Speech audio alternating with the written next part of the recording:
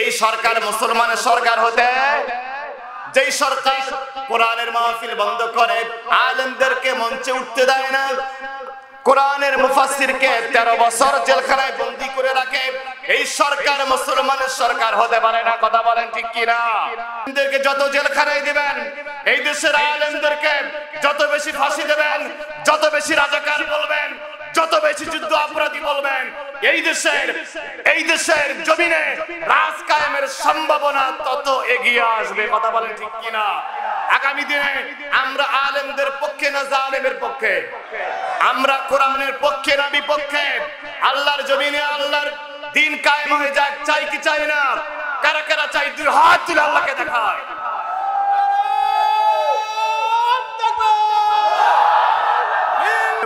যারা বাধা দিয়েছে রাষ্ট্রশক্তি, জোরে বলুন 3 নম্বর বাধা কারা দিয়েছে?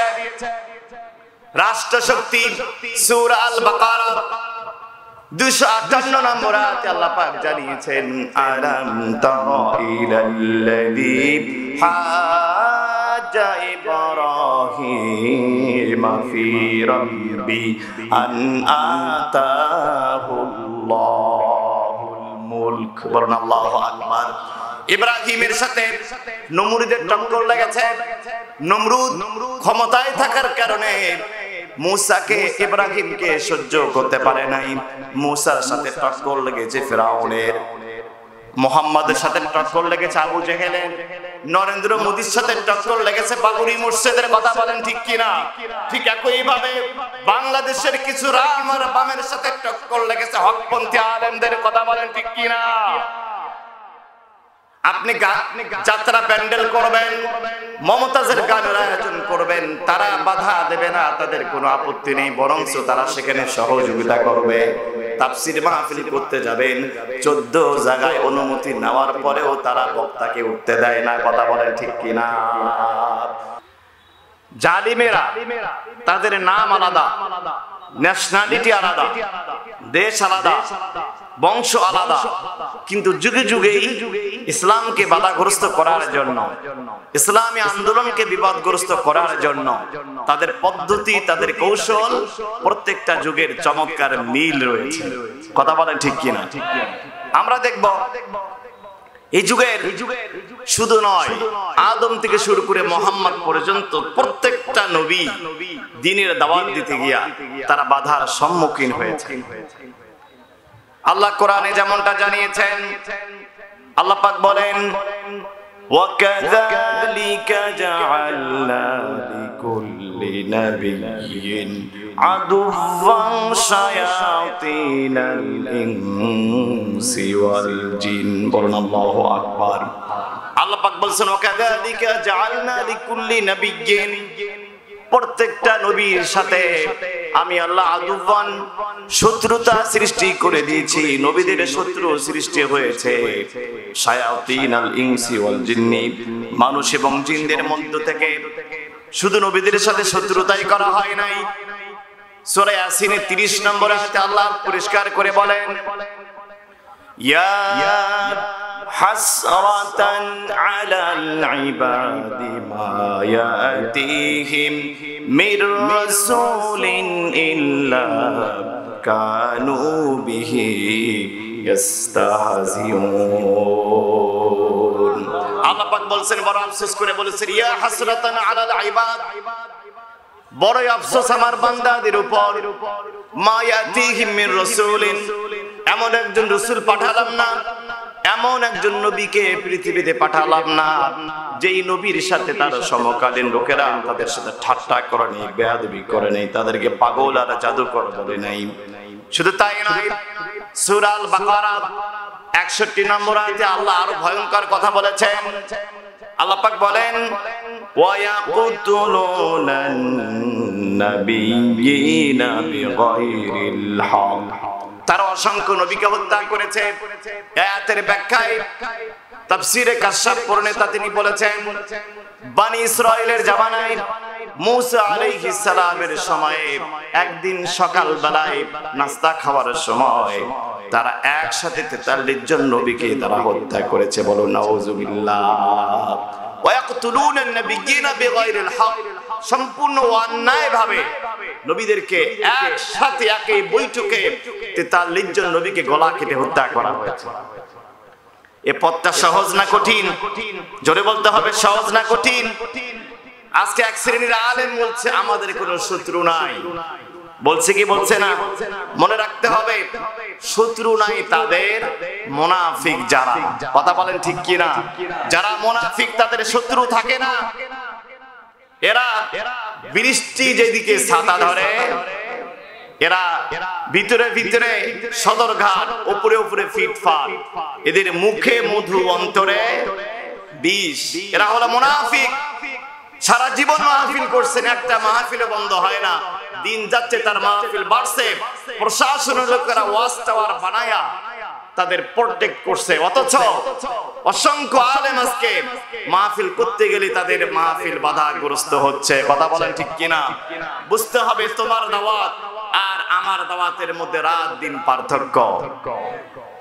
আপনি রংপুর থেকে ঢাকায় যাবেন, হানিফ গাড়িতে উঠেছেন, 12 ঘন্টা 24 ঘন্টা চলে গেছে, যমুনা সেতু পাচ্ছেন না, তখন আপনি কি মনে করবেন? নিশ্চয়ই ড্রাইভার রং রাস্তায় ঢুকে পড়েছে। ভাই আমার কথা বলেন ঠিক কিনা? নিশ্চয়ই ড্রাইভার সব ভুল করেছেন, রং রাস্তায় ঢুকে পড়েছেন। ঠিক একই ভাবে সঠিক দল, সঠিক মত কোনটা চেনার জন্য আপনাকে মাস্টার্স ডিগ্রি নেওয়ার দরকার নাই। মনে রাখবেন, যেই দলের প্রতি বাতিলদের চোখ রাঙ্গানি বেশি, যেই দলের লোকদের প্রতি জেল জরিমানা বেশি, যেই দলকে বেশি বাধাগ্রস্ত করা হয়, অবশ্যই সেই দলই আল্লাহর কাছে হক দল। যুগে যুগে চিরসত্য কথা। এবার আসুন আমরা জানি, যুগে যুগেই নবী থেকে শুরু করে আদম থেকে শুরু করে আজ অবধি কারা কারা এই দিনকে বাধাগ্রস্ত করেছে তাদের পরিচয় আল্লাহ এক এক করে তুলে ধরেছে।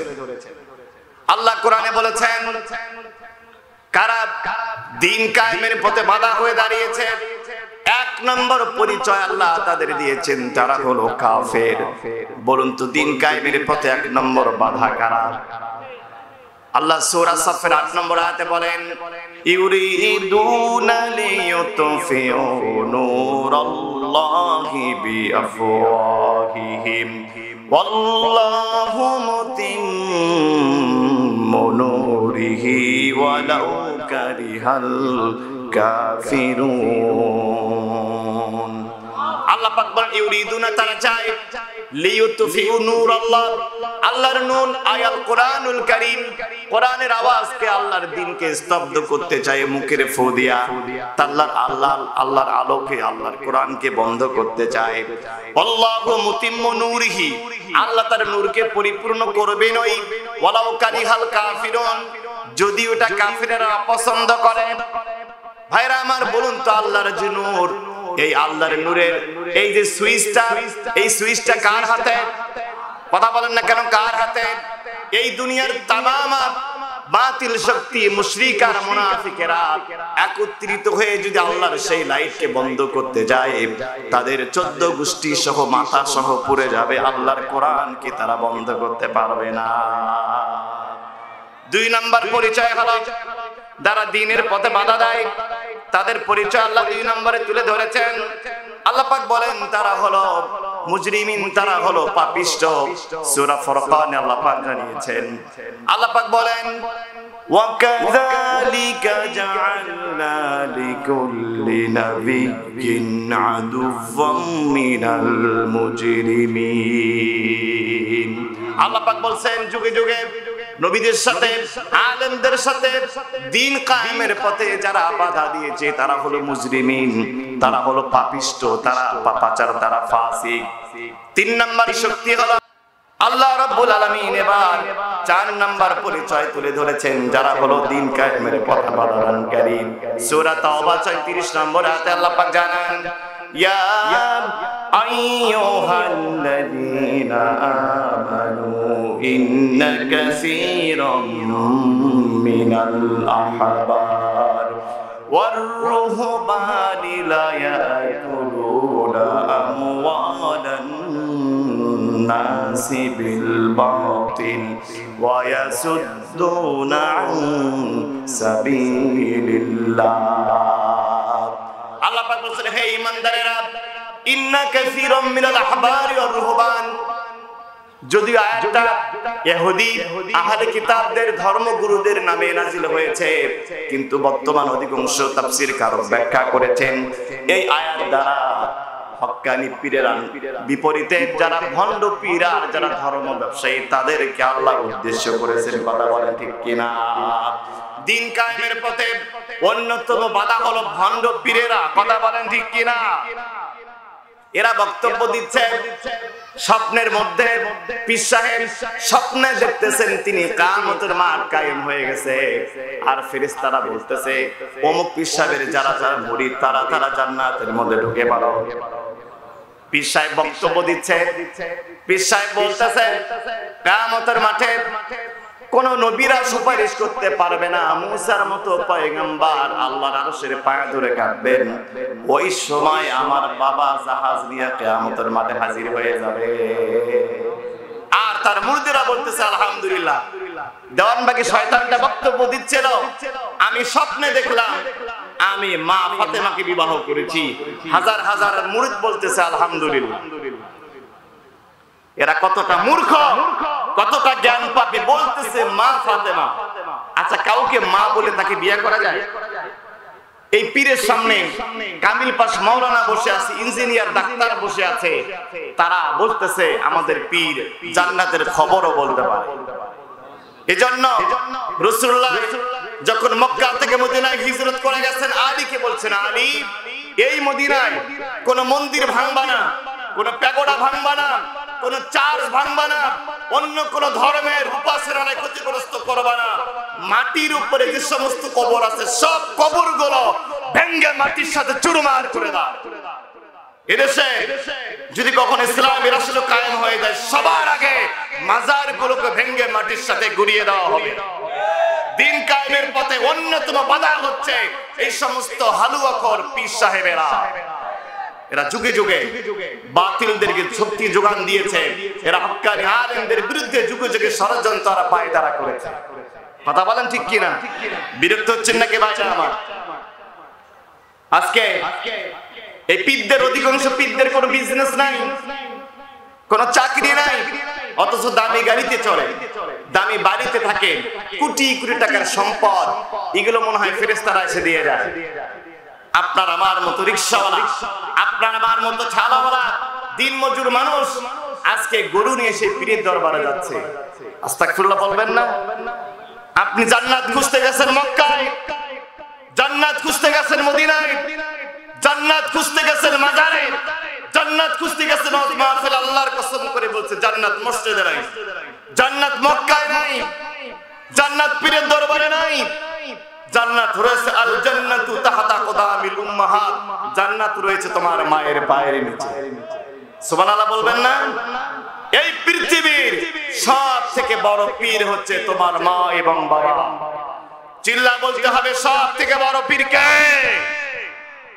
আব্দুল কাদের জিলানী রাহমাতুল্লাহ আলাইহি সবথেকে বড় পীর নয় মিথ্যা কথা সবথেকে বড় পীর হচ্ছে তোমার মা এবং বাবা কথা বলেন ঠিক কিনা আমি কোন হক্কানি পীরের বিরুদ্ধে বলছি না আমার মাথায় যিনি 2003 সালের 17 আগস্ট হিফজ শেষ করার পরে পাগড়ি দিয়েছিলেন কুমিল্লার একজন পীর সাহেব হক্কানি পীর সাহেব এ পর্যন্ত 55 বার তিনি বাইতুল্লাহ শরীফ হজ বাইতুল্লাহ করেছেন হক্কানি পীর দেশে অনেক আছে আমরা বলছিলাম যে কোরআনের পথে যারা বাধা দানকারী তাদের পরিচয় হয়েছে অন্যতম 5 নাম্বার এই কোরআনকে যারা বাধাগ্রস্ত করেছে ইসলামী আন্দোলনকে বাধাগ্রস্ত করেছে তারা হলো এই সমস্ত ভণ্ড পীর কথা বলেন ঠিক কিনা ধর্ম ব্যবসায়ী আজকে এক শ্রেণীর নেতা নেত্রী এরকম কোন মঞ্চে সুযোগ পাইলে তারা বলছে মোল্লারা হুজুরেরা ধর্মের নামে ব্যবসা করে ধর্মের নামে রাজনীতি করে এরকম গল্প আপনারা শোনেন নাই আচ্ছা বলুন তো ধর্মের নামে কি হুজুরেরা ব্যবসা করে না ওই বাম আর রামেরা ধর্ম নিয়ে ব্যবসা করে এদেশে 12টা জাতীয় নির্বাচন সংগঠিত হয়েছে প্রত্যেকটা নির্বাচনের আগে শাহজালালের মাজারে গিয়ে 1 ঘন্টা দিয়ে কারা মাজার জিয়ারত করে এ কথা বলেন না কেন কারা মাজার জিয়ারত করে কোন আলেম নির্বাচনের আগে মাজার জিয়ারত করতে যায় না আপনারা প্রত্যেকবার নির্বাচনের আগে মাজার জিয়ারত করে করে প্রমাণ করেছেন ধর্মের নামে আপনারাই রাজনীতি করেন, ধর্ম নিয়ে আপনারাই ব্যবসা করেন। প্রত্যেকটা ঈদুল ফিতর ঈদুল আজহায় দেখবেন নেতা সারা জীবন মাথায় টুপি পরে না, বড় একটা টুপি লাগায়া আর জুব্বা পরে বিশাল ছবি টাঙ্গায়া ঈদ মুবারক, ঈদের শুভেচ্ছা জানাচ্ছে। বলুন তো ঈদটা কাদের উৎসব? মুসলমানদের উৎসব। এই মুসলমানদের উৎসবকে ব্যবহার করে তারা রাজনীতি করছে আর বলছে মোল্লারা নাকি ধর্মের নামে রাজনীতি করে। ঈদুল আজহার সময় এই বাংলাদেশে লক্ষ লক্ষ গরুর হাট বসে। আপনারা কোন দিন দেখেছেন গোপালপুর গরুর হাটের মধ্যে আপনার মসজিদের ইমাম আর মুয়াজ্জিন চাঁদা তুলছে গরুর হাট থেকে? দেখেছেন কোনদিন? ঈদটা মুসলমানদের ধর্মীয় উৎসব, আলেমদের ফাংশন, ধর্মীয় উৎসব মুসলমানদের, আর বিজনেস করতেছে চাঁদা বসায়া, হাট কালেকশন করতেছে বাম আর রাম, বড় বড় মোসারুরা। কথা বলেন ঠিক কিনা? এজন্য আমরা বলতে চাই কোন আলেম ধর্মের নামে রাজনীতি করে না, কোন আলেম ধর্ম নিয়ে ব্যবসা করে না। ধর্ম নিয়ে ব্যবসা করে তোমাদের মতো রাম আর বামে না। কথা বলেন ঠিক কিনা? আগামী দিনে ইসলামী রাষ্ট্র যদি কায়েম হয়ে যায়, সবার আগে ধর্ম ব্যবসায়ীদের সবার আগে আইনের আওতায় নিয়ে দেশে বিচার করা হবে। বিরক্ত হচ্ছেন নাকি ভাইরা আমার? আল্লাহ পরিচয় দিচ্ছেন যারা যারা দ্বীনের পথে বাধা দান করেছে, আল্লাহ 6 নম্বর পরিচয় দিচ্ছেন তারা হলো পৃথিবীর ধনী শ্রেণীর মানুষ, যুগে যুগে দ্বীন কায়েমের পথে বাধা দিয়েছে। প্রমাণ কোথায়? সূরা কসাস ৭৬ নম্বর আয়াতে আল্লাহ পাক জানিয়েছেন, ইন্না কারুনা কানা মিন কওমি মূসা ফাবাগা আলাইহিম ওয়া আতাইনাহু মিনাল কুনুজ মা ইন্না মাফাতিহাহু লাতানূহু বিল উসবাতি উলিল কুওয়া। আল্লাহু আকবার। আল্লাহ পাক বলেন কারুনকে আমি খনিজ সম্পদ সমূহ দিয়েছিলাম। কানজুন 1 বছর মানে খনিজ সম্পদ। আল্লাহ এখানে কুনুজ ব্যবহার করেছেন। একটা খনি নয়, আমি তাকে স্বর্ণের খনি, রৌপ্যের খনি, লোহার খনি, কয়লার খনি দিয়েছি। সমস্ত খনিজ সম্পদ গুলো দিয়েছি। কারণ সবগুলো সম্পদ দ্বীন কায়েমের বিপক্ষে ব্যয় করেছে। কথা বলেন ঠিক কিনা? আজ আপনি তাফসীর মাহফিলের জন্য বড় বড় ধনীদের কাছে, বড় বড় ব্যবসায়ীদের কাছে কালেকশন করতে যাবেন, তারা বলবে হুজুরেরা আর কোনো কাজ নাই, মাহফিলের মাধ্যমে তারা ব্যবসা করে, বক্তারা ব্যবসা করে। আর মমতাজের গানের জন্য যখন যাওয়া হয় তারা শুধু টাকাই দেয় না, প্রশাসনিক ভাবে সহযোগিতা করে। শুধু তাই নয়, আল্লাহ এবার পরিচয় দিচ্ছেন 7 নম্বরে যারা দ্বীনের পথে বাধা দিয়েছে তারা হলো নিকটাত্মীয়, একদম কাছের লোক। সূরা শূরা 214 থেকে 15 নম্বর আয়াতে আল্লাহ পাক জানিয়েছেন, ওয়া আনজিল আশীরাতাকাল আকরাবিন। আল্লাহ পাক তার রাসূলকে বলেন, হাবিব 3 বছর গোপনে দাওয়াত দিয়েছেন, এখন আর গোপনে দেওয়ার সুযোগ নাই, প্রকাশ্যে দাওয়াত দিতে হবে। দ্বীন কায়েমের পথে মানুষকে দাওয়াত দেন। নবীজি সাফা পাহাড়ে দাঁড়ালেন, দাঁড়িয়ে তিনি মানুষকে বললেন, আমি একটা কথা বলতে চাই, এই বক্তব্য যদি মেনে নাও তোমরা সবাই সফলকাম হবে। কুলু লা ইলাহা ইল্লাল্লাহ তুফলিহুন। নবীজি যখন বললেন আল্লাহ ছাড়া কোনো আইন চলবে না, আল্লাহ ছাড়া কোনো মাবুদ নাই, আল্লাহ ছাড়া কোনো আইনদাতা নাই, আল্লাহ ছাড়া কোনো বিধানদাতা নাই, এই কথা যেই মাত্র বলেছেন সবার আগে অন্য মানুষ বাধা দেয় নাই। তার রক্তের সম্পর্কে আবু লাহাব সবার আগে বাধা দিয়েছে।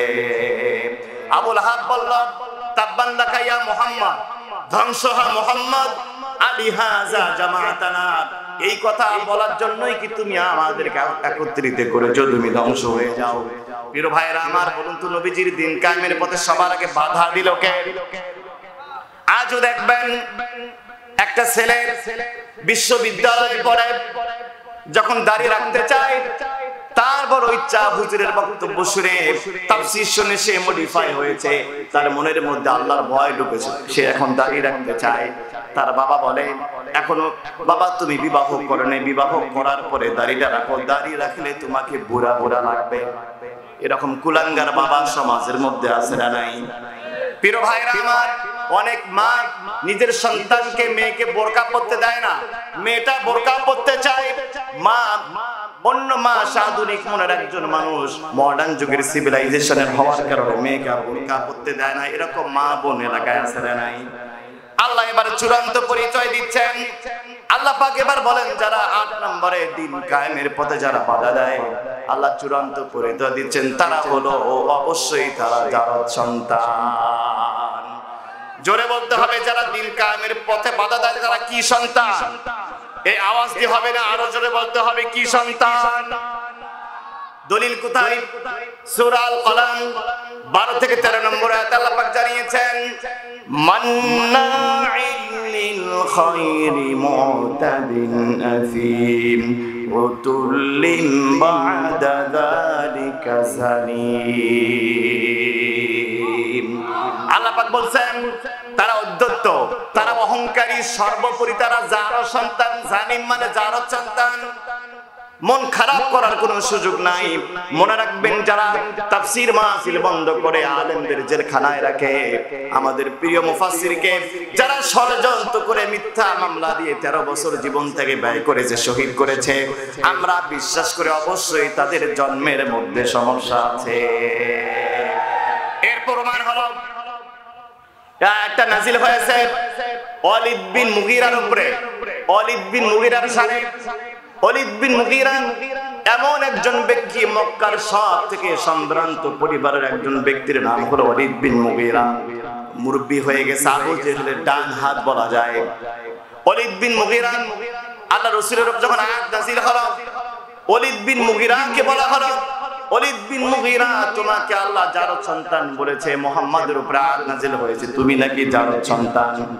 আমাদের মান সম্মান কিছুই থাকলো না, তুমি আমাদের লিডার, তুমি জারদ সন্তান হলে আমরা মুখ দেখাবো কেমনে? কোন একটা দলের প্রধান, কেন্দ্রীয় সভাপতি যদি জারদ সন্তান হয় তার নেতৃত্বে চলবে নাকি? এরকম সংগঠন আছে না নাই? যে সংগঠনের লোকেরা জেনা ছাড়া তাদের রাতে ঘুমে হয় না। আমরা জাহাঙ্গীরনগর বিশ্ববিদ্যালয় দেখেছি, যেই বিশ্ববিদ্যালয় হচ্ছে বাংলাদেশের অন্যতম একটা সর্বোচ্চ বিদ্যাপীঠ। আমরা সেখানে দেখেছি সোনার ছেলেরা, নির্দিষ্ট একটা দলের সোনার ছেলেরা দল বেঁধে একটা মেয়েকে ধর্ষণ করেছে। আমরা বিশ্বাস করি যে শরীরের মধ্যে কুকুরের রক্ত আছে। কথা বলেন ঠিক কিনা?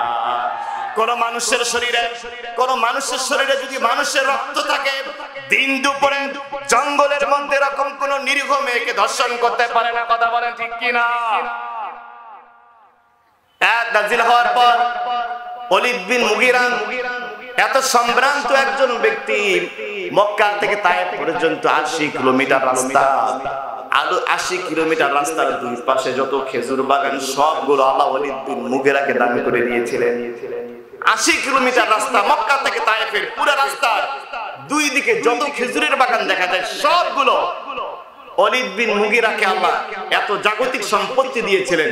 এর কারণ হলো নবীজির বয়স যখন 35 বছর, কাবা ঘরের ছাদটা ভেঙে গিয়েছিল। কাবা ঘর কনস্ট্রাকশন করতে গিয়া কাবা ঘর থেকে একটা স্বর্ণের হরিণ হারা গিয়েছিল। অনেকে ধারণা করেন এই হরিণটা চুরি করেছিল নবীজির আপন চাচা আবু লাহাব। হরিণ চুরি করে সে 8 কেজি সোনার মালিক হয়েছে। ওয়ালিদ বিন মুগীরা এই মক্কা ঘরের কনস্ট্রাকশন কাজে সহযোগিতা করেছিল। এতটুকু আল্লাহর ঘরের সেবা করার কারণে আল্লাহ তাকে মক্কার এত বড় ধনী বানিয়ে দিয়েছেন। সুবহানাল্লাহ বলবেন না? তার মানে হলো কেউ যদি আল্লাহর ঘরের সেবা করে, হোক না সে কাফের, পরকালে তার জন্য কোনো অংশ নাই, কিন্তু দুনিয়াতে অবশ্যই আল্লাহ তার বিনিময়। এই আয়াত যখন নাযিল হলো, তার কর্মীরা এসে বলছে নেতা, মান সম্মান তো কিছু রাখলেন না, আপনার কারণে আমরা কোথাও মুখ দেখাতে পারতেছি না। মুহাম্মদ প্রত্যেকটা জায়গায় বলে বেড়াচ্ছে আপনি নাকি জারদ সন্তান, প্রমাণ কোথায়? ওয়ালিদ বিন মুগীরা ভালো করে জানে মুহাম্মদ মিথ্যা কথা বলতে, কোরআন কোনদিন মিথ্যা বলতে পারে না। ওয়ালিদ বিন মুগীরা বড় একটা লম্বা তরবারি বের করেছে, মায়ের কাছে চলে গেছে। মাকে বলতেছে আম্মা জান, আপনি তো খুব ভালো করে জানেন মুহাম্মদ আমরা তাকে আল আমিন বলি, তাকে সিদ্দিক বলি, তাকে সত্যবাদী বলি। মুহাম্মদ যদি আমরা রাজনৈতিক কারণে মুহাম্মদকে প্রত্যাখ্যান করি, কিন্তু মুহাম্মদ একজন ভালো মানুষ, এটা আমরা সবাই জানি। মুহাম্মদের উপরে আয়াত নাযিল হয়েছে, আমি নাকি জারদ সন্তান। তুমি এবার সত্য করে বলো, তুমি আমাকে বৈধ সন্তান জন্ম দিয়েছো নাকি অবৈধ সন্তান জন্ম দিয়েছো? এই কথা বলার পরে ওলীদ বিন মুগীরার মা বলছে, বাবা তুই একটু শান্ত হ, মাথাটা ঠান্ডা কর। বলছে না, এই যে তরবারি তুমি দেখতে পাচ্ছ, তুমি যদি সত্য কথা না বলো, এই তরবারি দিয়া তোমার দেহ থেকে মাথাটা আলাদা করে দিব। এবার মা শান্ত হওয়ার পরে বলতেছে, মুহাম্মাদের কোরআন মিথ্যা বলে নাই। তোর বাবা অনেক প্রভাবশালী একজন মানুষ, কোটি কোটি টাকার বিজনেস, অনেক সম্পত্তি তার, অনেক খেজুরের বাগান, কিন্তু তোর বাবা নপুংসক, সন্তান জন্ম দেওয়ার ক্ষমতা তোর বাবার ছিল না। এত সম্পদ কে খাবে? এত সম্পদ কে ভোগ করবে? তোর বাবা একদিন আমাকে বলল, আমার একজন সন্তান লাগবে, অমুক গ্রামের একজন প্রভাবশালী ব্যক্তি আছে, তার কাছে যাও, রাত কাটাও, রাত কেটে তুমি একটা সন্তান দেওয়ার ব্যবস্থা করো। তোর বাবা এই কথা বলার পরে আমি সেই রাত্রিতে একজন সম্ভ্রান্ত পুরুষের বাড়িতে গেলাম, তার সাথে রাত কাটালাম, আর ওই পুরুষের সন্তান হচ্ছিস তুই। এবার বলুন তো, আল্লাহর কোরআন সত্য কথা বলে না মিথ্যা বলে? জোরে বলতে হবে, কোরআন সত্য না মিথ্যা? কোরআন সত্য যদি হয়, যারা কোরআনের পথে বাধা দেয় তারা জারদ সন্তান না বৈধ সন্তান? জোরে বলতে হবে, বৈধ না অবৈধ? আগামী দিনে কেউ যদি আল্লাহর জমিনে আল্লাহর কোরআনকে বন্ধ করতে চায়, আলেমদেরকে যদি ষড়যন্ত্র করতে চায়, অবশ্যই তাদেরকে প্রতিহত করতে হবে। কথা বলেন ঠিক কিনা? আল্লাহর জমিনে আল্লাহর দ্বীন প্রতিষ্ঠা করার জন্য, জালিমদের হাত থেকে আল্লাহর কোরআনের রজ্জুকে রক্ষা করার জন্য, আল্লাহর জমিনে দ্বীন কায়েমের জন্য কারা কারা রাজি আছেন? দুই হাত তুলে আল্লাহকে দেখে।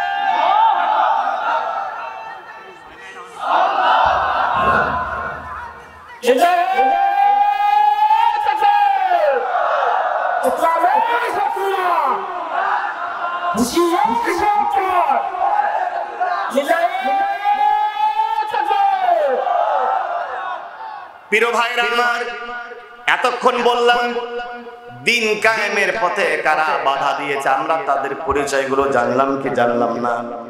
এখন আমরা জানবো যুগে যুগে দ্বীনকে বাধাগ্রস্ত করার জন্য, ইসলামী আন্দোলনকে স্তব্ধ করার জন্য তাদের কৌশলগুলো কেমন ছিল, এগুলো আমরা একটু জানবো।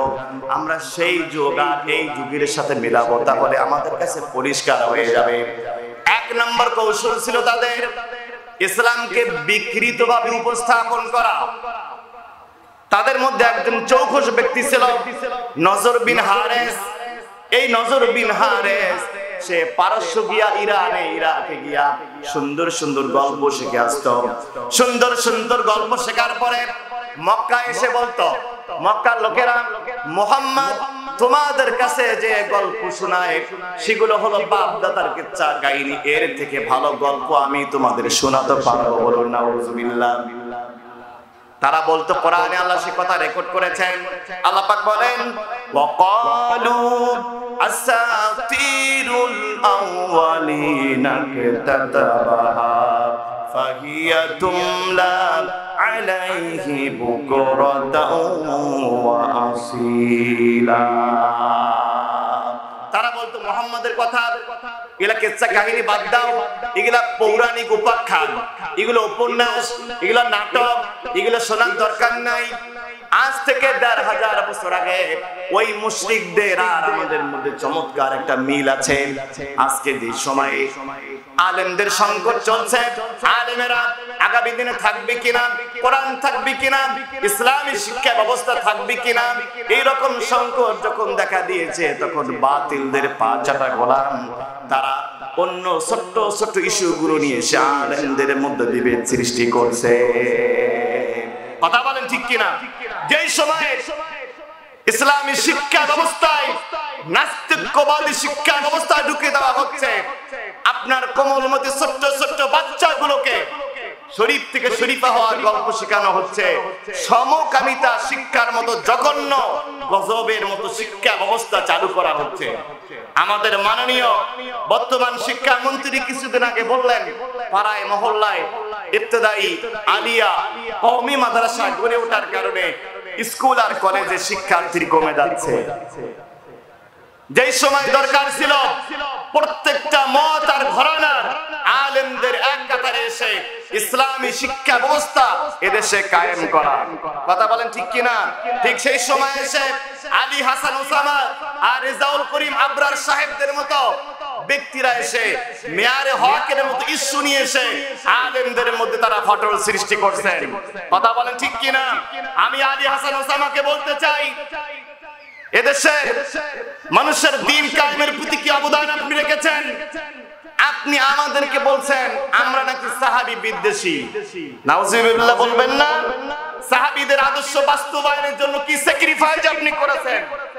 আমাদের কোরআনের পাখি যিনি 50 বছর তাফসীর করেছেন, আল্লামা দেলাওয়ার হোসেন সাঈদী 13 বছর জেলখানায় থেকে শহীদ মৃত্যুকে বরণ করেছেন। সাহাবীদের আদর্শ প্রতিষ্ঠা করার জন্য এই কাজ করে গেছেন। সাহাবীদের আদর্শ প্রতিষ্ঠা করবার জন্যই এই বাংলার প্রত্যেকটা মানুষের কলিজার স্পন্দন মিজানুর রহমান আজহারীকে দেশ থেকে বের করে দেওয়া হয়েছে। একটাই অপরাধ ছিল, সাহাবীদের আদর্শ লালন করতে গিয়া মুফতি আমির হামজা 3 বছর জেলখানায় বন্দী রয়েছিলেন। তুমি আমাদেরকে সাহাবীদের ভালোবাসা শেখাও।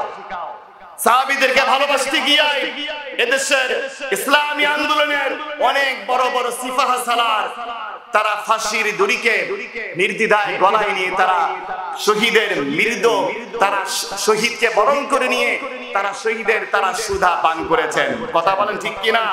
আমি বলতে চাই, মেয়ারে হকের মধ্যে শুনিয়েছে নাভি নিচে হাত বাঁধবেন না, উপরে বাঁধবেন হিসাবে শুনিয়েছে তারাবি নামাজ 8 রাকাত না 20 রাকাত এই সমস্ত ইস্যু নিয়ে এসে আলেমদের মধ্যে ফাটল সৃষ্টি করবেন না। এখন প্রয়োজন হলো কে আওয়ামী লীগ করেন, কে বিএনপি করেন, কে জামাত করেন, কে সারসিনা, কে চরমনাই, কে আলে হাদিস, কে অন্য কোন দল করে এই দেখার সুযোগ নাই। সবাইকে এক কাতারে এসে আল্লাহর জমিনে আল্লাহর দ্বীন কায়েম করার জন্য সবাইকে এক কাতারে আসতে হবে। কথা বলেন ঠিক কিনা? আজকে তারা আজ থেকে 1000 বছর আগে মুশরিকেরা যেরকম ইসলামকে বিকৃতভাবে উপস্থাপন করছিল, ঠিক আজ থেকে আজকে এসেও 21 শতাব্দীতে কিছু আলেম ইসলামকে শুধু ওযু, গোসল, নামাজ, রোজার ধর্ম বানিয়েছে।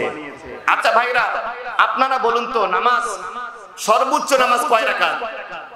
4 রাকাত ওর উপরে নামাজ আছে? কথা বলেন না কেন? 4 রাকাত নামাজ পড়তে কয়টা সূরা লাগে? 4টা সূরা হলে হয়। আল্লাহ এই কোরআনে 114টা সূরা কি শুধু নামাজ পড়ার জন্য দিয়েছেন? কথা বলেন না কেন? এই কোরআন যদি শুধু নামাজের কিতাব হতো 104টা সূরার দরকার ছিল না, সর্বোচ্চ 10টা সূরা হলেই নামাজ হয়ে যেত। কথা বলেন ঠিক কি না?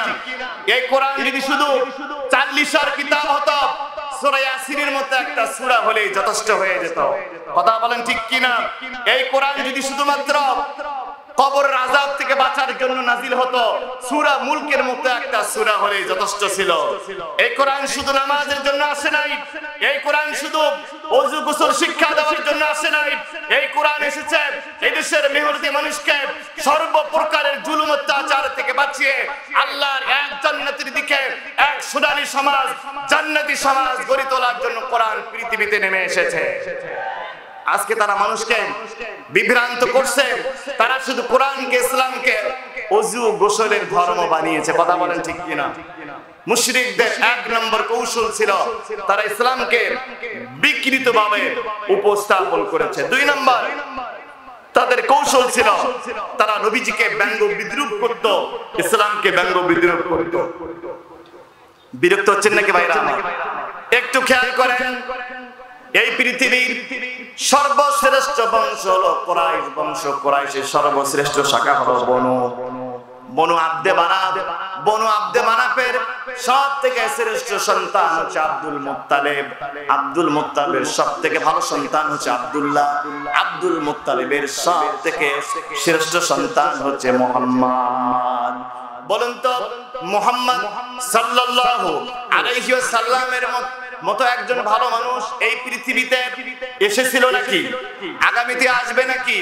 এত ভালো চরিত্রের মানুষ হওয়ার পরেও নবীজিকে পাগল বলা হয়েছে, নবীজিকে জাদুকর বলা হয়েছে, নবীজিকে সাহিত্যিক বলা হয়েছে।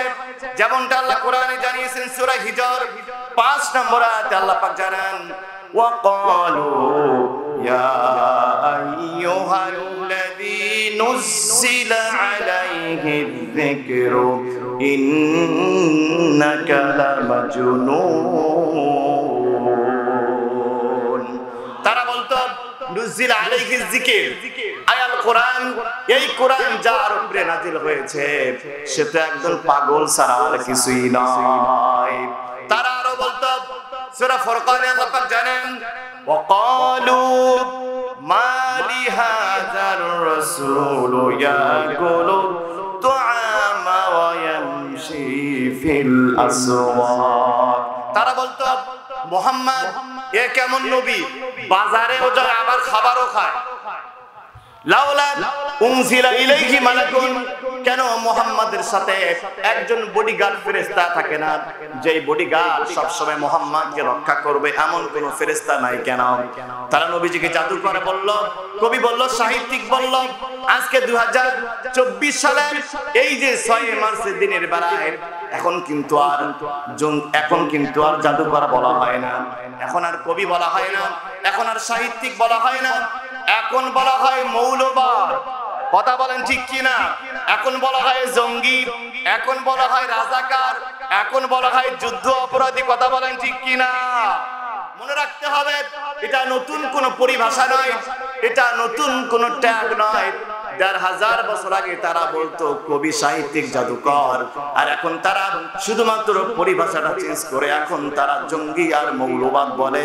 তার মানে বুঝতে হবে, যাদেরকে জঙ্গি আর মৌলবাদ বলা হয় এরা একমাত্র হকের উপরে আছে, তার কারণ এদের দাওয়াতের সাথে বিশ্ব নবীর দাওয়াতের মিল আছে। গোপালপুরের ভাইরা আমার, একটু কান লাগান, একটু খেয়াল করেন। 3 নম্বর, একটু ভাইরা মেহেরবানি করে একটু আগে বসেন তো, একটু জিকির করেন, একটু আগে আসেন, জায়গা হচ্ছে না, একটু জিকির করেন, আগে আসেন। সুবহানাল্লাহ ওয়ালহামদুলিল্লাহ লা ইলাহা, জোরে একটু মেহেরবানি করে প্লিজ ভাইরা একটু আগে আসেন, জিকির করেন। সুবহানাল্লাহ ওয়ালহামদুলিল্লাহ।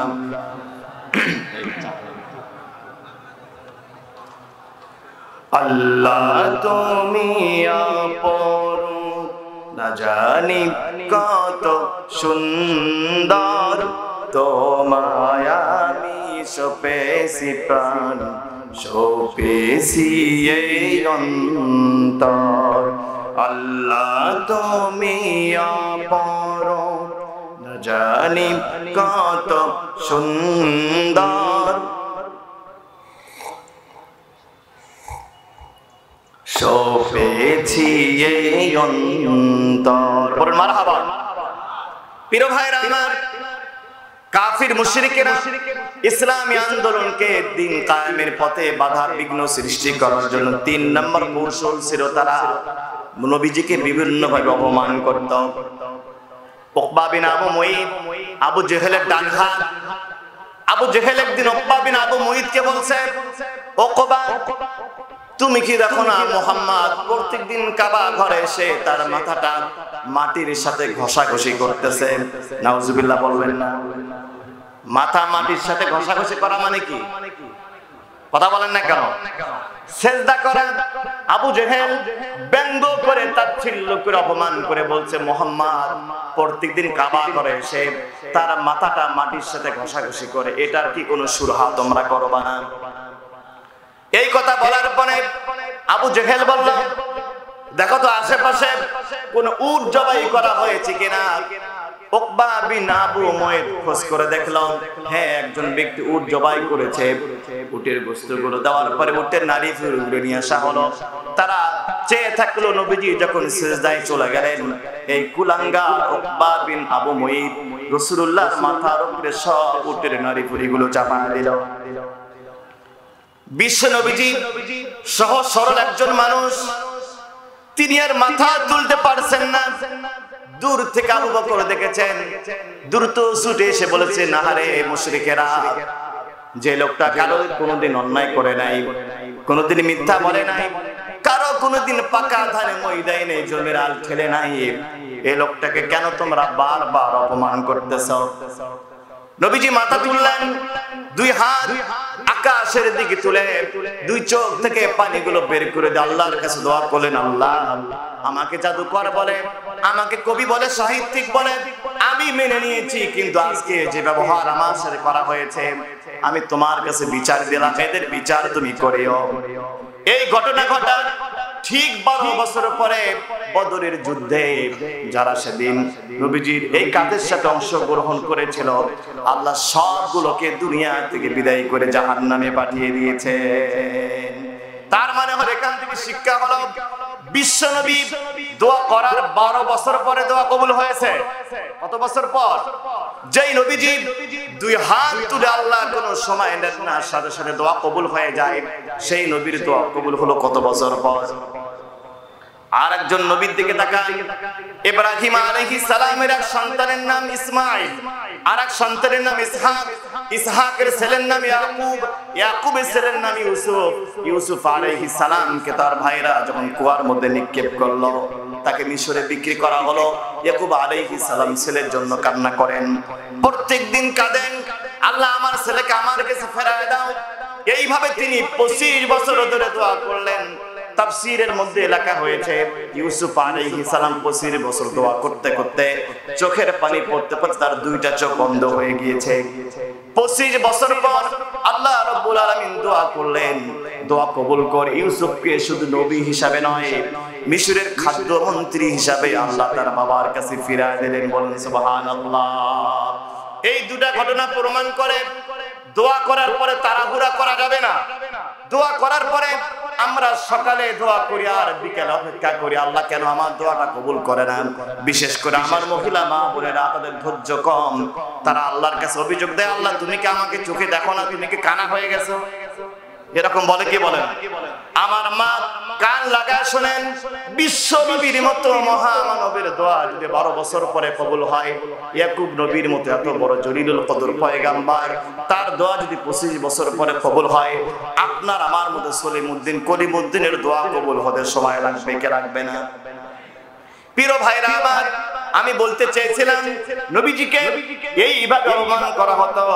এরপরের পদক্ষেপ হলো, তারা নবীজির সাথে এবার 4 নম্বর আপোষ এবং সমঝোতা করার জন্য আসলো।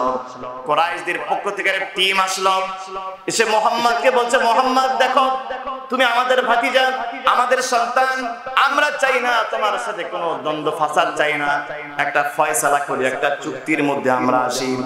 চুক্তিটা হলো, তুমি আমাদের একদিন আমাদের দেবতার ইবাদত করবে, আর আমরা একদিন তোমার আল্লাহর ইবাদত করব। বলুন না নাউজুবিল্লাহ। নবীজি বলেন, ইম্পসিবল, সম্ভব নয়। তারা ফিরে গেল। 1 সপ্তাহ পর আবার নতুন করে প্রস্তাব নিয়ে এসে তারা বলল, ঠিক আছে বুঝতে পেরেছি, তুমি এটা মানবা না, আর একটা নতুন প্রস্তাব দিচ্ছি, তুমি শুধু একদিন আমাদের দেবদেবীর পূজা করবা, এর বিনিময়ে পুরো সপ্তাহ আমরা তোমার আল্লাহর ইবাদত করব। তারা আবার 1 মাস পরে আসলো, নবীদের সাথে দফা করতেছেন, সমঝোতা করতেছেন। প্রিয় ভাইরা আমার, বিশ্ব নবী এবার সাফ জানাই দিলেন, তোমরা যদি সারা জীবন ধরে আমার আল্লাহর ইবাদত করো, আর যদি বলো বিন্দু পরিমাণ সময় আমি দেবদেবীর পূজা করব, এটা কোশ্চিন কাল ওইভাবে সম্ভব নয়। তোমরা যদি আমার ডান হাতের মধ্যে সূর্য নিয়ে এসে দাও, আর বাম হাতের মধ্যে চাঁদ নিয়ে এসে দাও, এটা যদি দেওয়া সম্ভব হবে, কিন্তু আমি মুহাম্মদ আমার দিন থেকে, আমার দিন কায়েমের আন্দোলন থেকে চুল পরিমাণ সময় সরে আসতে সম্ভব নয়। আল্লাহ জানাই দিলেন, উল্লিয়া, সবাই পড়েন, উল্লিয়া আইয়ুহাল কাফিরুন লা আ'বুদু মা তা'বুদুন ওয়ালা আনতুম আবিদুনা মা আ'বুদু। আল্লাহু আকবার। নবীজি স্পষ্ট জানাই দিলেন, তোমার দিন, তোমার ধর্ম আলাদা, আমার দিন আমার ধর্ম আলাদা, আমার ধর্ম এমন ধর্ম চুল পরিমাণ সময় 1 ন্যানো সেকেন্ড আমি আমার দ্বীনের বাইরে থাকতে কাফিরদের এই প্রস্তাব নবীজি না মানলেও আজকে ১৫০০ পরে এসে কাফিরদের সেই প্রস্তাব আমরা মেনে নিয়েছি। আমরা ধর্ম পালন করার জন্য শুধু শুক্রবারকে বেছে নিয়েছি। কথা বলেন ঠিক কি না? এদের অসংখ্য এই দেশে অসংখ্য তথাকথিত বাম আর রাম নেতারা বিশ্বাস করে শুধুমাত্র জুমার দিনেই 2-4টা টুকটাক করে সিজদা দিলেই আমি জান্নাতের গ্রিন সিগন্যাল পেয়ে যাব। কথা বলেন ঠিক কি না? তারা শুধু মনে করে মসজিদে আল্লাহর আইন মেনলাই, নামাজটা শুধু আল্লাহর আইনে মানলেই আমার জান্নাত ঠেকায় কে? প্রিয় ভাইরা আমার, মনে রাখবেন আল্লাহর কোরআন শুধু মসজিদে প্রতিষ্ঠিত হওয়ার জন্য আসে নাই। এই কোরআন শুধু মসজিদের নামাজ রাকাত আর 9 ইঞ্চি পরিমাণ জায়গায় এমন কোন দিক এবং বিভাগ থাকবে না যেই দিক আর বিভাগে কোরআনুল কারীমের আইন চলবে না। কথা বলেন ঠিক কি না? আল্লাহ কোরআনে জানিয়েছেন আফাতুমিনুনা বিবাদিল কিতাবি ওয়া তাকফুরুনা বিবাদ ফামা জাযাউ মান ইয়াফআলু যালিকা মিনকুম ইল্লা খিzyun ফিল হায়াতিদ দুনিয়া। আল্লাহু আকবার। আল্লাহ বলেন তারা কি মনে করে কোরআনের কিছু আইন তারা মানবে, শুধুমাত্র নামাজের আইন মানবে, নামাজ চালাবে আল্লাহর কোরআন দিয়া, রাজনীতি করবে ব্রিটিশদের আইন দিয়া? এরকম অনেকে মনে করে কি করে না? তারা মনে করে মসজিদে মানবো আল্লাহর আইন, জাতীয় সংসদে মানবো মানব তৈরি মতবাদ। কথা বলেন ঠিক কিনা? এই টাইপের চিন্তা কেউ যদি করে ওয়ায়ুরদ্দুনা ইলা আশাদ্দিল আযাব, তাদেরকে কঠিন আযাবে গ্রেফতার করা হবে আর তাদেরকে আল্লাহ কঠিন কালেও জান্নাতের ঘেরানটাও দেবেন না। কথা বলেন ঠিক কিনা? এবার বলুন তো কোরআন মানতে হবে অর্ধেকটা না পুরাটা? জাতীয় সংসদে কার আইন? ইউনিয়ন পরিষদে কার আইন? হাইকোর্টে, সুপ্রিম কোর্টে, জজ কোর্টে, ম্যাজিস্ট্রেট কোর্টে কার আইন মানতে হবে? চলছে কার আইন? চলছে কার আইন? মানুষের আইন চলছে। একটা আইনও আল্লাহর কোরআনের একটা আইনও মসজিদ মাদ্রাসার কিছু জায়গা আছে। আমি তো মনে করি মসজিদ গুলো এখন আর আল্লাহর আইনে চলে না। এর কারণ হলো কি জানেন? কিছুদিন আগে আমি দেখলাম রংপুরে একটা মসজিদে জুমা পড়ালাম, আমি নামাজ পড়তেছিলাম, খতিব সাহেব আস্তে করে জুতাটা নিয়ে এসে তিনি মেহরাবের নিচে জুতাটা রাখলেন। জুতা কোথায় রাখতেছেন? মেহরাবের নিচে। মেহরাব শব্দের অর্থ এখানে অনেক উলামায়ে কেরাম আছেন। হারবুন মানে যুদ্ধ, এখানে ইসমে মাফউল, ইসমে মাকান, অর্থাৎ যুদ্ধ রাখার জায়গাকে বলা হয় মেহরাব। রাসূলুল্লাহ মেহরাবের নিচে রাখতেন তরবারি আর আমরা রাখতেছি জুতা। এই মসজিদে ইবাদত করে জান্নাতে যাওয়ার সুযোগ আছে? আমরা অনেক খতিব হই, এই কথা বিশ্বাস করি না, এটা মানতে পারি না যে আল্লাহর আইন দিয়ে সুদ মুক্ত অর্থনীতি চলবে। এটা অনেক খতিবে মানতে চায় না, অনেক হালুয়াখোর আলেম মানতে চায় না। কথা বলেন ঠিক কিনা? প্রিয় ভাইরা আমার, তারা মনে করে টুকটাক কিছু সিজদা দিলে আর 7 লক্ষ টাকা খরচ করে হজ করে আসলেই মনে হয় জান্নাত পাওয়া যাবে। মনে রাখবেন, যদি দাঁড়িয়ে রাখলে জান্নাত পাওয়া যায়, সবার আগে রবীন্দ্রনাথ ঠাকুরকে জান্নাত দেওয়া লাগবে। যদি আপনার আমার মতো বড় পাগড়ি পরে তাবলীগ জামাতে গেলে জান্নাত পাওয়া যায়, সবার আগে মনমোহন সিংকে জান্নাত দেওয়া লাগবে। তার কারণ 24 ঘন্টার মধ্যে 22 ঘন্টায় তার মাথায় পাগড়ি ছিল। এগুলো জান্নাতে যাওয়ার আলামত নয়। রাসূলুল্লাহ বলেছেন আল জান্নাতু তাহতা জিলালিস সুয়ুফ। আপনি জান্নাত খুঁজতেছেন তসবির নিচে, আর সাহাবায়ে কেরাম জান্নাত খুঁজেছেন তরবারির নিচে। কথা বলেন ঠিক কি না? প্রিয় ভাইরা আমার, এজন্য কোরআন সব জায়গায় চলবে কি চলবে না? এই কোরআন সব জায়গায় চালু কি ফেরেশতারা করবে না আমরা করব? তাহলে আপনি দিনের কাজ রাতে করেন কেন? এই কাজ যারা দিনের কাজ যারা রাতে করেছেন, বিশ্বাস করেন এই দেশের 16 কোটি মানুষের অধিকার যারা নষ্ট করেছেন, যতর বড় হাজি হন না কেন, যতর বড় ঘন্টা দিয়া মসজিদে যান না কেন, যারা এই কাজে সহযোগিতা করেছেন প্রত্যেকটা হাজি সাহেবকে আল্লাহর আসামি কাঠ গড়ায় দাঁড়াতে হবে। আজকে যারা তথাকথিত আমার বামেরা তাদের সাথে যোগ দিয়ে আপনার আমার মতো যারা দরবেশ সাহেব কোরআনের পাখিকে যারা 13 বছর জেলখানার বড় কষ্ট রেখেছেন, যারা তাকে শহীদ হতে সাহায্য করেছেন, প্রত্যেকটা জালিমের আল্লাহর দরবারে বিচার হবে। আমরা বিশ্বাস করি কোরআনের পাখি যিনি হসপিটালে যাওয়ার আগের দিন মুখের মধ্যে জান্নাতি হাসি তার মধ্যে ছিল। কথা বলে ঠিক কিনা? এই বিশ্বের কোটি কোটি মুসলমান দেখেছে। তিনি বুঝাতে চেয়েছেন 13 বছর জেল খেটেছি, আমাকে যুদ্ধ অপরাধী বানানো হয়েছে, আমাকে রাজাকার বানানো হয়েছে, আমি মোটেও বিচলিত নই, তার কারণ আমি শহীদি মৃত্যু তামান্না করি। এজন্য আমরা শহীদি মৃত্যু চাই কি চাই না? আমাদের কোরআনের পাখি ইসলামী আন্দোলনের প্রত্যেকটা কর্মীকে শিক্ষা দিয়ে গেছেন, হাজারো বিপদ আসবে, হাজারো জেল আসবে, জরিমানা আসবে, মামলা আসবে, মোকদ্দমা আসবে, ফাঁসি আসবে, অবশ্যই তুমি কোনো পরোয়া করবে না, তার কারণ তুমি শহীদি মৃত্যু তামান্না করো। আগামী দিনে যদি আল্লাহর দ্বীন প্রতিষ্ঠা করার জন্য এই শহীদদের সিলসিলা হিসাবে আল্লাহর জমিনে আল্লাহর কুরআন প্রতিষ্ঠা করার জন্য ডাক আছে, কোন কোন যুবক আল্লাহর জমিনে তাজা রক্ত দিতে রাজি আছো? দুই হাত তুলে আল্লাহকে দেখো।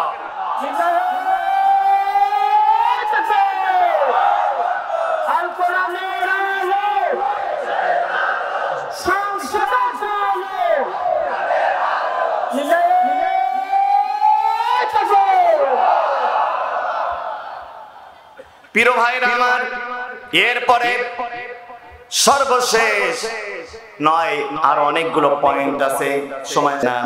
তারা এবার বলল কোরআনকে চূড়ান্তভাবে নিষিদ্ধ করা হলো, কোরআন আর প্রকাশ্যে তেলাওয়াত করা যাবে না। বলুন নাউযুবিল্লাহ। তারা ঘোষণা করল وقال الذين كفروا لا تسمعوا لهذا القرآن والغوا فيه لعلكم تغلبون। তারা বলল মুহাম্মদ যেখানে কোরআনের মাহফিল করে পাশেই মমতাজের গানের আয়োজন করো। তারা বলল মুহাম্মদ যেখানে কোরআনের আয়োজন করে সেই জায়গায় হট্টগোল সৃষ্টি করো, সেই জায়গায় বাধা সৃষ্টি করো, হইচই করো, চেঁচামেচি করো, যেন মুহাম্মদ কোরআন তেলাওয়াত করতে না পারো। আজ থেকে 1000 বছর আগে ওই মুশরিকদের কলা কৌশল এখনো এই দেশে চালু আছে না নাই? কোরআনের মাহফিল হতে দেয় না, ওরস মাহফিল হয় কোনো সমস্যা নাই, ইসালে সব মাহফিল কোনো সমস্যা নাই, ওয়াজ মাহফিলের কোনো সমস্যা নাই, যত সমস্যা শুধু তাফসীর মাহফিল। কথা বলেন ঠিক কিনা? তাফসীর মাহফিলের নাম শুনলে অনেকের চুলকানি শুরু হয়। এই মুরগি কবির শাহরিয়াত কবিরা শামসুর রহমানের মতো নাস্তিক আর কুলাঙ্গারেরা তারা কোরআনকে সহ্য করতে চায় না। আমরা বলতে চাই শাহজালালের দেশ, শাহ মাহদুমের দেশ, শাহ ইসমাইল গাজীর দেশ, আল্লামা সাইদি দেশ, এই দেশে কোরআন ছাড়া যারা থাকতে চাবে তাদেরকে বাজেয়াপ্ত করা হবে, কোরআনে থাকবে। কথা বলেন ঠিক কিনা? আগামী দিনের পৃথিবী কোরআনের পৃথিবী, আগামী দিনের সমাজ কোরআনের সমাজ। কথা বলেন ঠিক কিনা? মনে রাখবেন, মায়ের প্রসব বেদনা যত তীব্র হবে নতুন মেহমান আসার সম্ভাবনাও কিন্তু বাড়তে থাকে। রাত যত গভীর হবে সুবহে সাদিক হওয়ার সম্ভাবনাও তত এগিয়ে আসে। ঠিক একইভাবে এই তপ্ত সবুজ যমুনে আল্লাহর জমিনে যত যুবকদের রক্ত ঝরবে আল্লাহর জমিনে আল্লাহর রাজ প্রতিষ্ঠিত হওয়ার সম্ভাবনাও বাড়তে থাকবে। তারা শুধু তাই নয়, তারা বলতে লাগলো মুহাম্মদ তুমি তো কবি হয়ে গেছো, তুমি কবি হয়ে গেছো। তারা বলল ওয়ামা হুয়া বিকাউলি শাইরিন ক্বালিলাম মা তুমিনুন। তারা বলল মুহাম্মদ বাড়িতে রাত্রি বেলায় কবিতা বানায় আর সকাল বেলায় কবিতা শোনায়। আল্লাহ বলেন না, আমার মুহাম্মদ কবি হয় নাই। তারা এবার বলে মুহাম্মদ তাহলে গণক হয়ে গেছে। আল্লাহ বলেন ওয়ালা বিকাউলি কাহিনিন ক্বালিলাম মা তাযাক্কারুন। তোমরা খামাখা মিথ্যা কথা বলো, আমার মুহাম্মদ গণক হয় নাই, কবি হয় নাই। তাহলে কি? আল্লাহ কোরআনে বললেন ওয়ালাউ তাকাফালা আলাইনা বা'দাল আকাবিল। আমার মুহাম্মদ যদি নিজের থেকে একটা কথা কোরআনের মধ্যে বানায় বলতো, আমি নিজেই মুহাম্মাদের জিহ্বাটা কেটে ফেলতাম। আল্লাহ কোরআনে চ্যালেঞ্জ দিচ্ছেন, মুহাম্মদ যদি কোরআন বানাতে পারে তোমরা কেন পারবে না? কথা বলেন ঠিক কিনা? মুহাম্মদ যদি বাড়িতে বসে বসে কোরআন তৈরি করতে পারে তাহলে তোমরা কোরআন তৈরি করে দেখাও। আল্লাহ এবার চ্যালেঞ্জ দিচ্ছেন। সূরা বনী ইসরাঈলের মধ্যে আল্লাহ পাক জানায় দিলেন, কুল লা ইন জিতামাতিল ইনসু ওয়াল জিন্নু আলা আইয়াতু বিমিসলি হাযাল কুরআন। আল্লাহ পাক বলেন, মুহাম্মদ তুমি মুশরিকদের ওই গ্রুপগুলোকে বলো, ওই টিমকে বলো যারা বলে তুমি নাকি কবি হয়ে গেছো, তুমি কোরআন তৈরি করো, তারা কোরআনের মতো একটা কোরআন তারা তৈরি করে নিয়ে আসো। 1 মাস সময় পার হয়ে গেল, কেউ চ্যালেঞ্জ গ্রহণ করার সাহস করলো না। আল্লাহ এবার কমায় দিলেন। আল্লাহ বললেন, ফাআতু বিআশরি সুওয়ারিন মিসলিহি। আল্লাহ বলেন পুরা কোরআন লাগবে না, এই কোরআন থেকে 10টা সূরা তোমরা নিয়ে আসো। আবার 7 দিন চলে গেল, 1 মাস চলে গেল, কোন মুশরিকের বাচ্চা এই চ্যালেঞ্জ গ্রহণ করার সাহস করলো না। আল্লাহ এবার তৃতীয়বারে একেবারে কমায় দিলেন। আল্লাহ সর্বশেষ চ্যালেঞ্জ গ্রহণ করলেন, চ্যালেঞ্জ দিলেন, ওয়া ইন কুনতুম ফি রাইবিম মিম্মা নাযালনা আলা আবদিনা ফাআতু বিসূরাতিন মিন মিসলি। বলুন আল্লাহু আকবার। আল্লাহ বললেন পুরা কোরআন লাগবে না, 10টা সূরাও লাগবে না, সূরা কাউসারের মতো ছোট্ট একটা সূরা নিয়ে আসো। এই আয়াত যখন নাযিল হলো, বিশ্বনবী কাবা ঘরের চৌকাঠের মধ্যে সূরা কাউসারটা তিনি লিখে দিলেন। সবাই আমার সাথে পড়েন, ইন্না আ'তাইনা কাল কাউসার ফাসাল্লি লিরাব্বিকা ওয়ানহার ইন্না শানিআকা হুয়াল আবতার। বলুন আল্লাহু আকবার। আয়াত লিখে দেওয়া হলো, তোমরা এই সূরার মতো ছোট্ট ছোট্ট সূরা তৈরি করো। 7 দিন পরে এটার আগেনিস্টে তারা ছোট্ট একটা সূরা তৈরি করে নিয়ে আসলো। আল্লাহ বলেন, ইন্না আ'তাইনা কাল কাউসার, নিশ্চয় আমি আমার হাবিবকে কাউসার দান করেছি। এটার আগেনিস্টে তারা লিখলো, ইয়া আইয়ুহাল বাশার, হে মানুষেরা। বলুন তো আল্লাহর কথা আর মুশরিকদের কথার মধ্যে কোনো মিল আছে নাকি? আল্লাহ বলেন, আমি আমার হাবিবকে কাউসার দিয়েছি। তারা বলল, হে মানুষ সকল। দ্বিতীয় আয়াতে আল্লাহ জানালেন, ফাসাল্লি লিরাব্বিকা ওয়ানহার, হে নবী আপনার রবের নামে আপনি সালাত করুন আর কুরবানি করুন। তারা বলল, লা তাকুলু লাহমাল বাকার, তোমরা খবরদার গরুর গোশত খায়ো না। মিল আছে। তৃতীয় নম্বরে আল্লাহ বলেন, ইন্না শানিআকা হুয়াল আবতার, নিশ্চয় মুহাম্মদকে যারা লেজ কাটা বলে, মুহাম্মদকে যারা জাদুকর বলে, কবি বলে, সাহিত্যিক বলে, তারাই মূলত লেজ কাটা, তারাই মূলত বংশ নির্বাত হওয়া। এই কথা বলার পরে তামাম মুশরিকের গোষ্ঠীগুলো চূড়ান্ত সিদ্ধান্ত নিয়ে তারা জানিয়ে দিল, লাইসা হাযা মিন কালামিল বাশার। তারা বলল, এটা আমরা বিশ্বাস করতে বাধ্য হয়েছি, এটা কোনো মানুষের কথা নয়, এটা একমাত্র আল্লাহ পাকের কথা। জোরে বলবেন না সুবহানাল্লাহ। যুগে যুগে এই কোরআনকে নিষিদ্ধ করার জন্য পায় তারা আজও আসরা নাই। জোরে বলতে হবে, আসরা নাই। এই কোরআনকে নিষিদ্ধ করার জন্য, এই কোরআনের আওয়াজকে বন্ধ করার জন্য আজ থেকে 1000 বছর আগে শুরু হওয়া সেই ষড়যন্ত্র আজও আমাদের সমাজে চালু আছে। কথা বলেন ঠিক কিনা? প্রিয় ভাইরা আমার, এরপরে তাদের যে কৌশলটা ছিল সেই কৌশলটা হলো বিশ্বনবী জনাবে মুহাম্মদুর রাসূলুল্লাহ সাল্লাল্লাহু আলাইহি সাল্লামের সাথে যে ব্যবহার করা হয়েছে, নবীজির চরিত্র হনন করার চেষ্টা করা হয়েছে। নবীজির চরিত্র কোন ইউনিয়ন পরিষদের চেয়ারম্যান অথবা সিটি কর্পোরেশনের মেয়র দিয়েছে নাকি? বলুন তো, নবীজির চরিত্রের সার্টিফিকেট কে দিয়েছেন? আরো জোরে বলতে হবে, কে দিয়েছেন? আল্লাহ জানান, ওয়া ইন্নাকা লাআলা খুলুকিন আযীম। আমার হাবিব, আমার রাসূল সুমহান চরিত্রের উপর অধিষ্ঠিত। বলুন সুবহানাল্লাহ। চরিত্র 3 প্রকার। হাসান, কারিম এবং আজিম। হাসান কোন চরিত্র?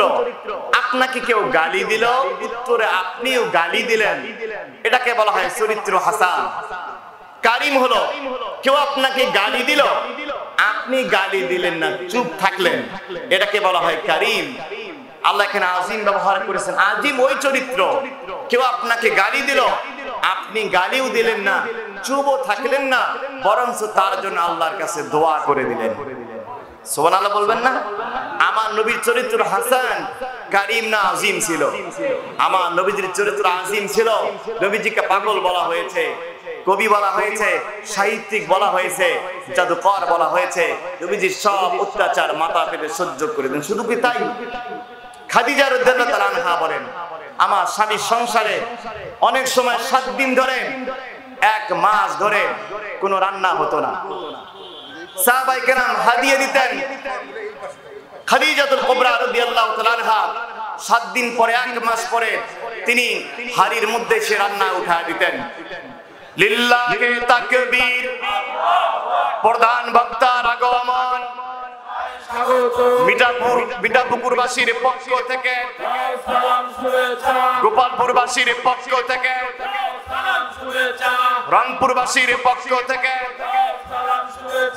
লিল্লাহি তাকবীর। আল কোরআনের আলো, তোমার নেতা আমার নেতা, আজকের মাহফিল, আজকের মাহফিল যুব সমাজের